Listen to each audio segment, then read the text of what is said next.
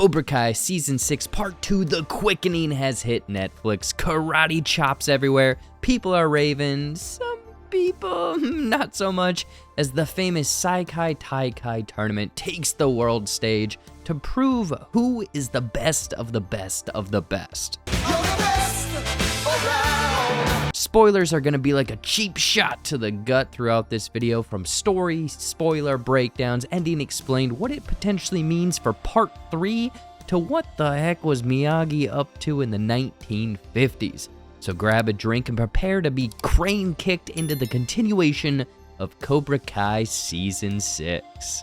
Alright, so Part 2 picks up right as the famed Sekai Taikai commences, with twists and turns that Miyagi-Do isn't done with Cobra Kai just yet, as Greasy Creasy, Kim Da-eun, and their students, including the one and only traitor, Tori, show up to compete. She doesn't even go here! As this initial setup devolves into sort of 3 main story threads throughout these 5 middle episodes of Season 6, the main through line being the Sekai Taikai tournament. Quickly learning that Miyagi-Do may have bit off a little bit more than they can chew, as they are severely undermatched.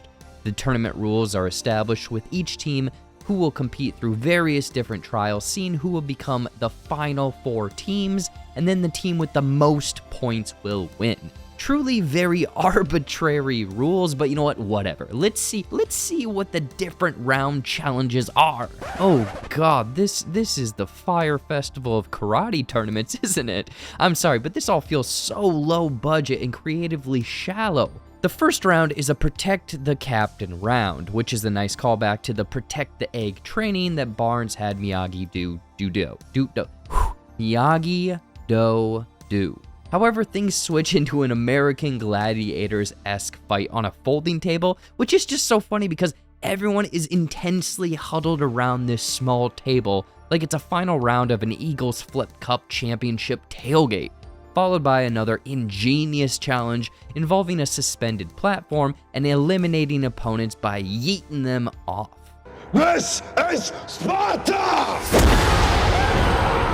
The pressure of competition, along with the overall horny vibes of what I assume being an Olympian in the Olympic Village must be like, causing rifts and hella drama amongst almost everyone this season.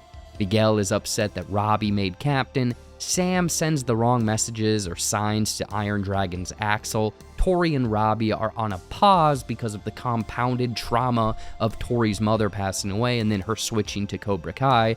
Robbie then cheats on her with Zara, another fighter with loads of social media fame, solely because Robbie thought that Tori had hooked up with Quan.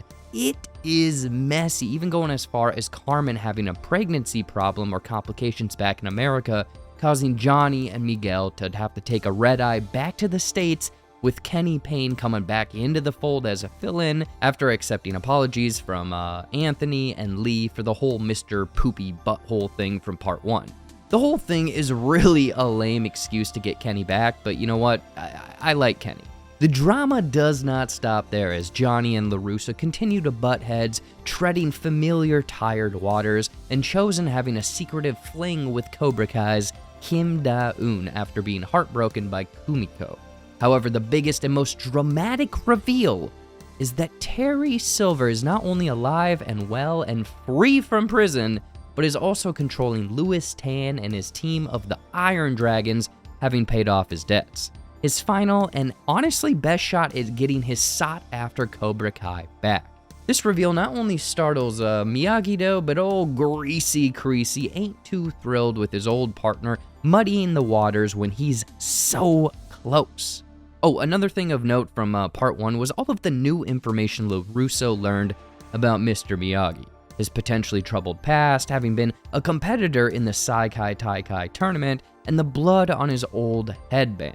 Now, LaRusso's curiosity and need for knowledge leads him on a wild goose chase, believing Miyagi-sensei, a so-called Master Serrano, may be able to help him give him, some answers. However, the entire thing turns out to be a trap from Silver, using ex-Cobra Kai members, which is funny because they do one of those like flashback, wait a minute, who is this person, to show this Cobra Kai member, and he's just some random dude that LaRusso pushes in the Karate Kid 3. Imagine holding on to a 36-year-old grudge. Oh, what a loser! LaRusso does receive some authentic records from 1940s, maybe 1950s Sekai Taikai tournament, reinforcing LaRusso's bad taste, providing evidence that yes, Mr. Miyagi straight up unalived some dude in the past and never even talked about it. As the semi-final standings are announced, it's revealed that the Russian team had 4 members who had tested positive for doping,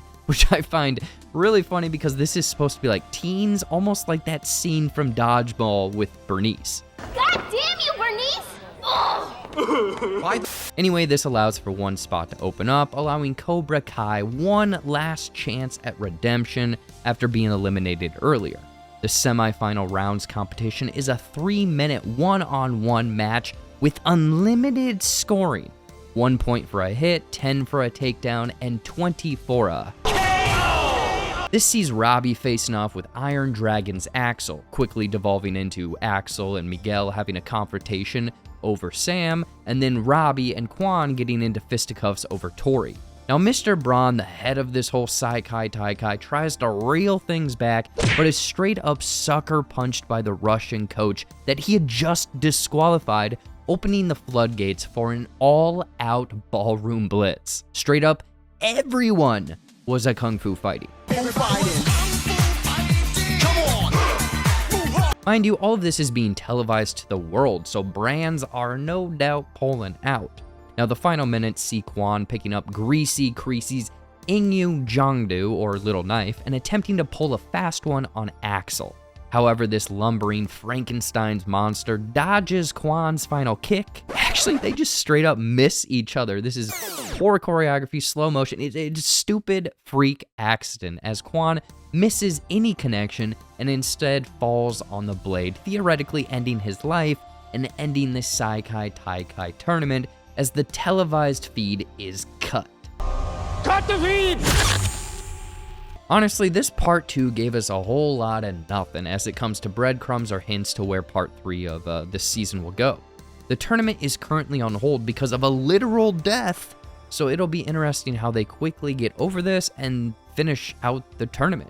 Miyagi-Do has to win, right? I mean, maybe it's a combined shared win with Cobra Kai because Kreese seems to be focused on silver rather than the Miyagi boys. And when it comes to the Mr. Miyagi mystery, part 2 really doesn't give us anything new. It was clearly assumed that he, just unalived someone when he competed in the tournament, which I guess in turn could explain why Miyagi was a calm, reserved man who focused more on defense rather than offense. This potential past event caused a ripple effect, and that's what we saw. That's the Miyagi that we saw in the original Karate Kid. I still have hope and faith and a little bit money bet on the fact that the upcoming Part 3 finale of Cobra Kai will in fact tie together Miyagi's life in China, potentially him training some students, which could and would explain how you reel in Jackie Chan's Mr. Han and 2010's The Karate Kid into the Cobra Kai world and the upcoming Karate Kid Legends. According to footage that was shown at New York Comic-Con, Karate Kid Legends releasing in May 2025, one clip featured Mr. Han visiting Daniel LaRusso's Miyagi-Do, with Han recruiting him to help train, quote, the next Karate Kid, Li Fong. How we get here, or if Cobra Kai Part 3 will have a tease for this, is beyond me. But I'm still holding out hope that whole Hilary Swank comes back into the fold in some form or another. What's wrong with you? Are you crazy? The final Part 3 ending conclusion releases sometime in 2025. At this time, though, of writing, there is no set date, and with my luck, every time I do this, it'll be announced like today or Friday or this weekend or within the next week. I am interested in where all of Cobra Kai will end, despite this Part 2 being an absolute snorefest. Twists and turns, but nothing noteworthy happened. The heck, they had to write some stupid subplots solely to get characters back into the fold, amongst a few other, complaints. The whole plane ride to America just to turn around an hour later really upset me. And don't even get me started on the plastic de-aged Miyagi. Kill me. It's starting to feel like season 6 could have easily been 10 episodes, but old Netflix saw that they could squeeze out even more pennies out of us and stretch this thing to an unnecessarily long final season. If part 3 does some neat tying up of everything while giving answers on Mr. Miyagi's past and setting up the upcoming new Ralph Macchio and Jackie Chan Karate Kid legends, then I'll allow Kenny Payne to, just straight up cheap shot me. Ow! That's everything for Cobra Kai Season 6, Part 2, The Dream Warriors. A heck of a cliffhanger to end on. But is there enough juice to keep people hooked? These are the questions. But what did you think of Part 2? Do you have any theories on how all of this ends, how they bring in Miyagi, or even any teases to the upcoming new Karate Kid movie? Comment everything below because I am curious. Please subscribe for more breakdown and deep dive videos like this. This is all I do here, but I also have just a bajillion of other places I post content. So please follow everything in the description. And yeah, that is gonna be it.